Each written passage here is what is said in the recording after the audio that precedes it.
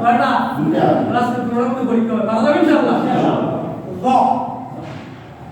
আমরা বলি সুবহানা রাব্বিয়াল আযীম, গ দিয়া গজের দি, এটা মোটা, আর দাল জের দি পাতলা। এখন আমি যদি বলি আযীম করে দাল হবে, গুণ হবে, কি হবে?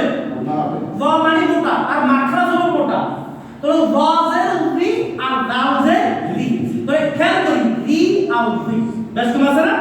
এখন আমি যদি এখানে রুকুর তসবির মধ্যে বলি সুবহানা রাব্বিয়াল আযীম, তোরে আইনের জায়গায় হামজা হইছে, জয়ের জায়গায় দাল হইছে, তো দুইটা অক্ষরই আমার বেশ কম হয়ে গেল, তাহলে আমার তসবিহ ঠিক নাই, তো কবরের মধ্যে তো এমনি ভিড়াইবো।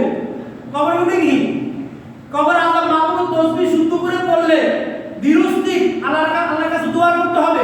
তসবিহ দিরুস্তি পড়লে মন নরম হয়, তসবিহ দিরুস্তি পড়লে কি হয়?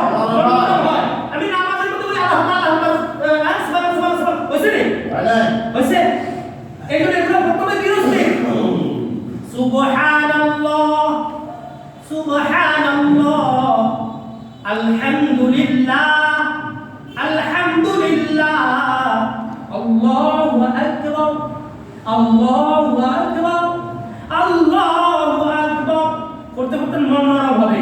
এইভাবে করলে তসবিহ শুদ্ধ হবে, মন নরম হবে, আল্লাহর কাছে দোয়া করলে অটোমেটিক চোখের পানি আসবে।